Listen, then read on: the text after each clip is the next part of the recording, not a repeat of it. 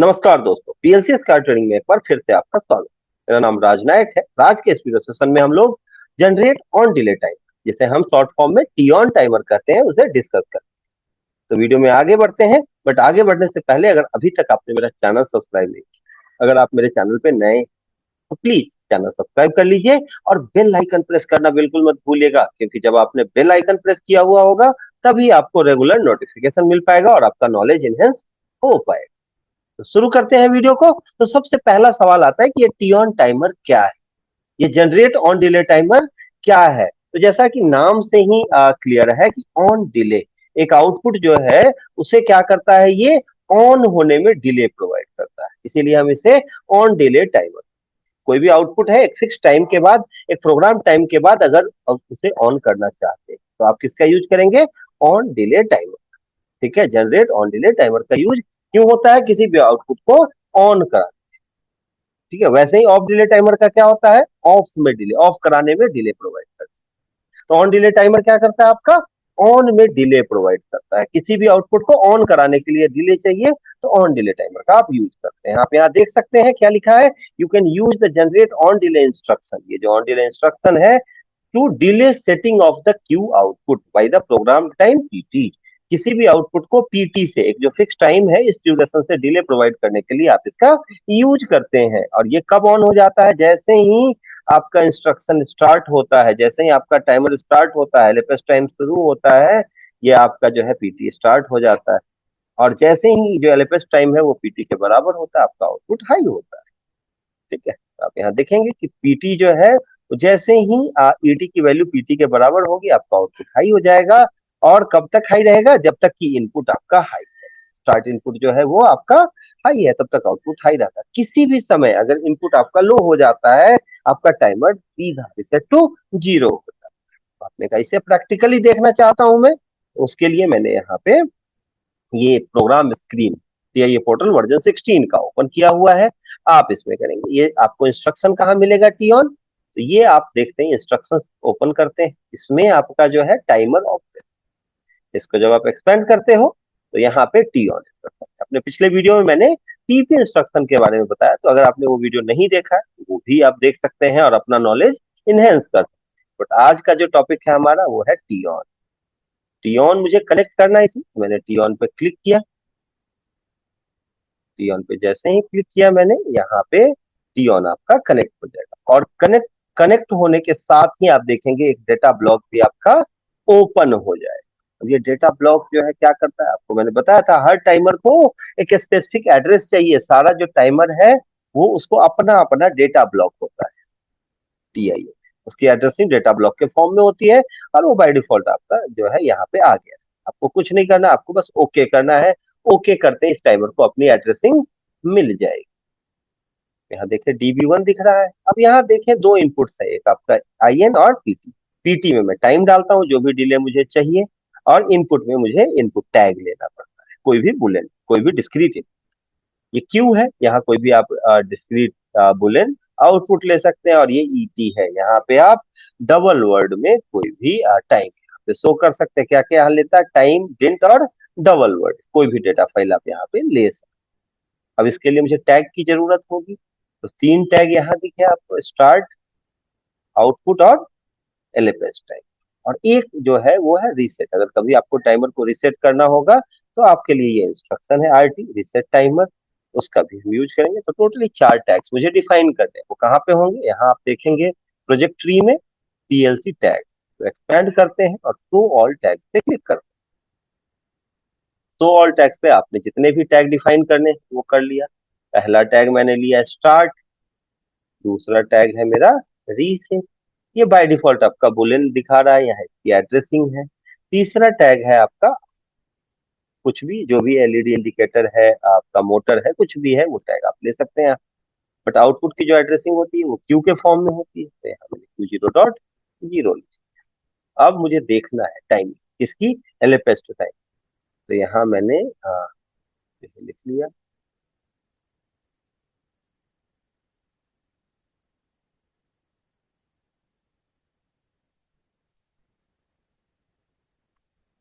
B जो है Boolean में, ये क्या है भाई, इसका डेटा फाइल सबसे पहले मैं चेक करूंगा टाइम, पिछले वीडियो में मैंने आपको बताया था, तो टाइम जो है वो डेटा फाइल सबसे अप्रोप्रिएट टाइम होता है, बाकी आप डबल इंटीजर और डबल वर्ड भी ले सकते हैं।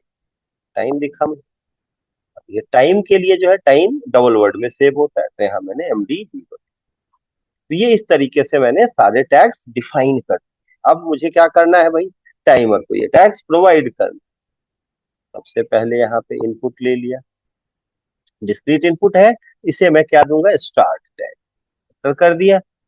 PT डिले जितना भी चाहिए, अगर आपको 20 सेकेंड का डिले चाहिए तो 20 सेकेंड लिख दिया।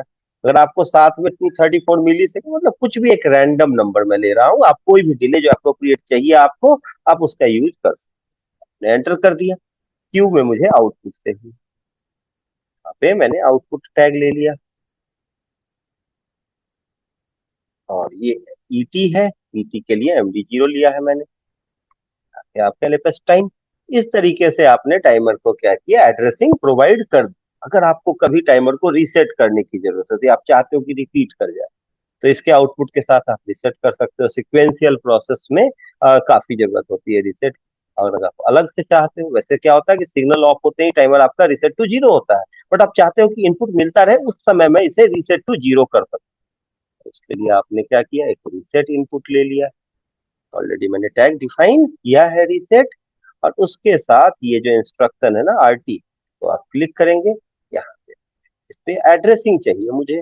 अब एड्रेसिंग कहाँ से आएगा, जैसे ही आप टाइमर ब्लॉक लेंगे, यहाँ पे एक सिस्टम ब्लॉक्स के नाम से फाइल आएगा, इसमें प्रोग्राम रिसोर्सेज है, और इसको जब एक्सपेंड करेंगे तो जितने टाइमर आप यूज करेंगे उनकी एड्रेसिंग यहाँ दिखाई दे रही होगी। इसे आप ड्रैग करेंगे और यहाँ लाके ड्रॉप कर सकते हैं। यहाँ ध्यान रखना, जब ग्रीन हो जाए तब आप ड्रॉप करोगे। आप यहाँ देखिए ग्रीन है, तब आपने ड्रॉप कर, यहाँ पे कनेक्ट हो गया आपका। और इस तरीके से आपने क्या किया, टी ऑन टाइमर के लिए प्रोग्राम कर दिया है। आई होप आपको ये समझ में आ रहा होगा। ठीक है, अब आपको क्या करना है भाई, प्रोग्राम को टेस्ट करना है, चेक करना है, ठीक है, कि कैसे मेरा प्रोग्राम रन करेगा। और उसके लिए आप जानते हैं मुझे PLC सिम स्टार्ट सिमुलेटर पे क्लिक करना होगा। यहाँ पे तो मैंने स्टार्ट सिमुलेटर पे क्लिक किया, नोटिफिकेशन कुछ आएगा, ऐसे ओके करेंगे, और PLC सिम पे क्लिक करते हैं, आप देखेंगे कि यहाँ पे ये पॉपअप ओपन हो गया है। इस पॉपअप को ओपन होने के बाद यहाँ ऑप्शन आता है लोड का, आप लोड पे क्लिक करते हैं, और लोड पे क्लिक करने के बाद यहाँ नो एक्शन पे क्लिक करके स्टार्ट मॉड्यूल, और देन फिनिश करते हैं। यहाँ देखेंगे ये ग्रीन हो गया है। देन आफ्टर यहाँ से आपको project view, switch to project view, इस पे क्लिक करना है, ताकि आप प्रोजेक्ट व्यू के फॉर्मेट में आ जाए मेरा PLC सिम। यहाँ पे आपका PLC सिम का प्रोजेक्ट व्यू ओपन हो गया है। आपको यहाँ क्या करना है भाई, न्यू प्रोजेक्ट पे क्रिएट करना है। सिमुलेशन के लिए जो भी नेम है, नाम चेंज करना चाहते हो चेंज कर लो, नहीं चेंज करना है देन क्रिएट पे क्लिक कर दो। आप लोकेशन वगैरह एड्रेस डायरेक्टरी सारा सेट आप कर दोगे, और आपने नया प्रोजेक्ट क्रिएट कर लिया। नया प्रोजेक्ट क्रिएट होने के बाद आप यहाँ देखेंगे, यहाँ पे सिम टेबल लेफ्ट में दिख रहा हो प्रोजेक्ट के नेम के साथ, सिम टेबल को एक्सपेंड करेंगे। एक्सपेंड करने के बाद सिम टेबल 1 पे क्लिक करते हैं यहाँ पे सिम टेबल। क्या करना है, मुझे इस प्रोग्राम को डाउनलोड करना होगा। PLC सिम को मिनिमाइज कर देंगे, और देन आफ्टर यहाँ पे आपको डाउनलोड का ऑप्शन दिखेगा, डाउनलोड टू डिवाइस, क्लिक कर देंगे। क्लिक होते ही यहाँ पे लोड, और लोड के बाद फिनिश पे क्लिक कर दिया आपने, और देन ऑनलाइन पे क्लिक करते हैं। आप देखेंगे कि यहाँ पे ग्रीन जब तक पूरा ना हो जाए तब तक कुछ नहीं करना। ये सारे जब ग्रीन हो गए, देन आफ्टर सिमुलेशन यहाँ मॉनिटरिंग ऑन या ऑफ पे क्लिक कर देंगे। क्लिक करते ही मेरा प्रोग्राम जो है वो मॉनिटरिंग मोड में आ गया, सिमुलेशन मोड में आ गया। अब आप इसे चेक कर सकते हैं। आपने PLC सिम को ओपन किया, और ओपन करने के बाद आप चाहते हैं कि यहाँ पे सारे टैग्स दिखाई के लिए आप जानते हो क्या करना है, इस ब्लू आइकन पे लोड प्रोजेक्ट टैग्स पे क्लिक करना है। क्लिक करते ही जितने भी टाइमर के पैरामीटर्स हैं उनके साथ आपको ये सारे दिखाई दे रहे हैं। तो जो आप नहीं देखना चाहते उनको सेलेक्ट करके आप डिलीट कर सकते।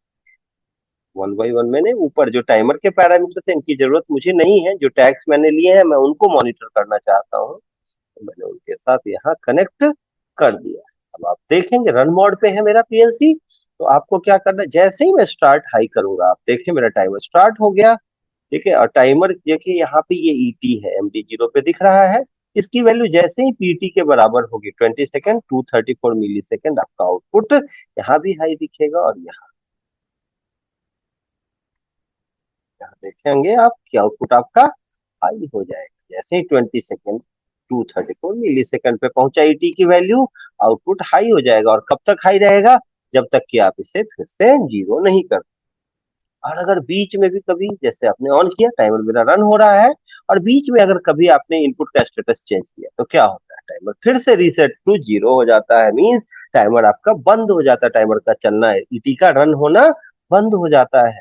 फिर से जब आप स्टार्ट करेंगे तो एकदम जीरो से स्टार्ट।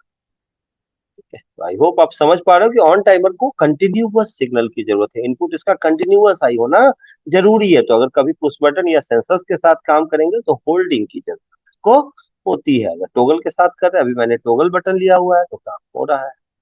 अब मेरा टाइमर रन हो रहा है मान लीजिए। अब मैं चाहता हूं कि इनपुट तो मिलता रहे लेकिन टाइमर की वैल्यू रीसेट कर दूं मैं जीरो।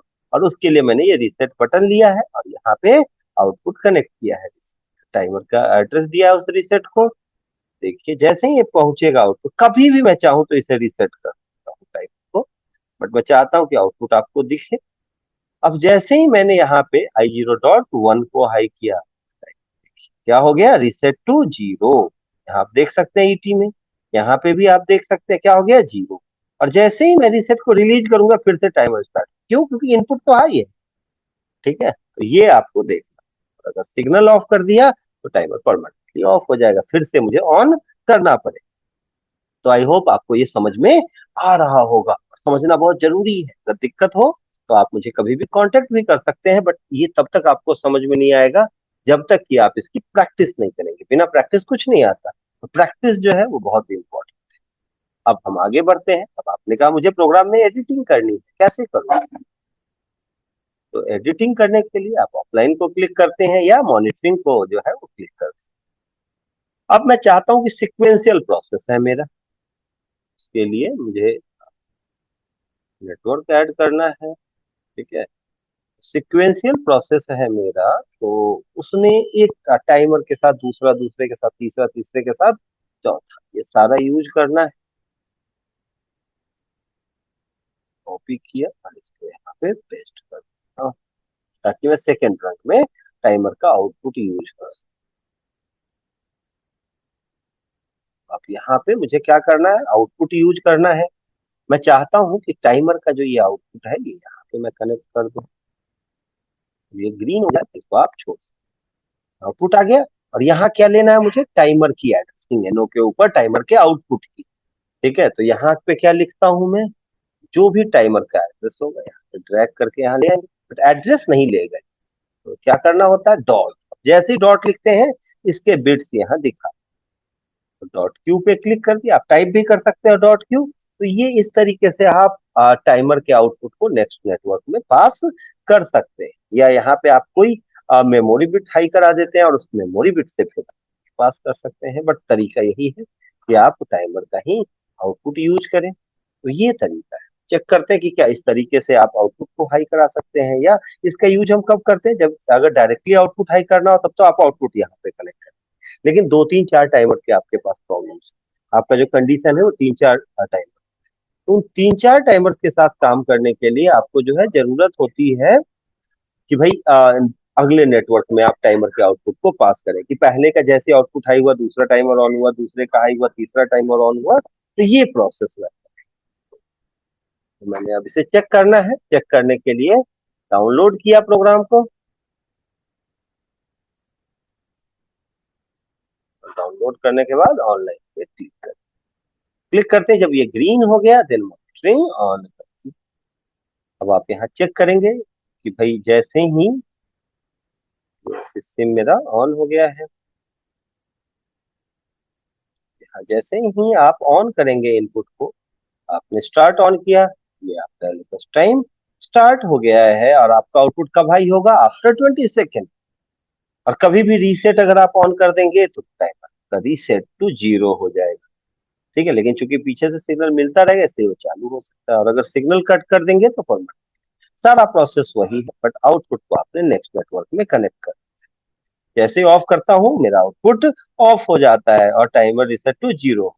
सिग्नल दे रहा हूं, टाइमर स्टार्ट है। और कभी भी अगर मैं रीसेट बटन ऑन कर दूंगा तो टाइमर हो तो जाएगा रीसेट टू जीरो, लेकिन चूंकि यहां से सिग्नल मिल रहा है तो जैसे ही रीसेट को मैं रिलीज करता हूं वैसे आप देखिए फिर से टाइमर स्टार्ट हो गया। और किसी भी समय अगर मैं इनपुट को ही ऑफ कर दूं तो परमानेंट टाइमर जीरो। और यहाँ MD0 में आप टाइमर के LFS टाइम को ET को मॉनिटर कर सकते हैं। आई होप आपको ये सारा डिटेल, सारी प्रोग्रामिंग जो है ऑन टाइमर की समझ में आ रही है। फिर भी अगर कोई डाउट है तो कमेंट सेक्शन ओपन है, आप कमेंट कर सकते हैं।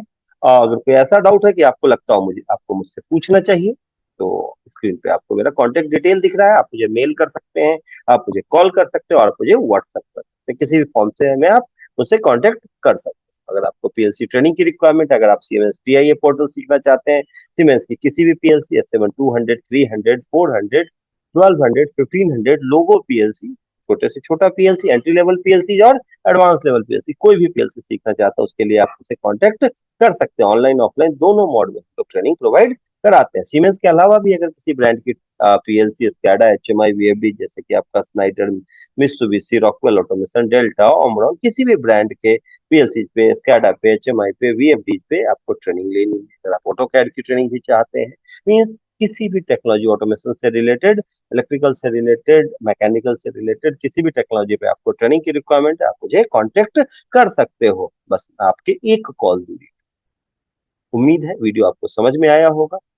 अगर आपको समझ में आया होगा, अच्छा लगा हो तो इसे लाइक कीजिए, शेयर कीजिए, खुद का नॉलेज बढ़ाइए, अपने दोस्तों का नॉलेज बढ़ाइए। मिलते हैं नेक्स्ट वीडियो में टी ऑफ टाइम। तब तक के लिए थैंक यू वेरी मच।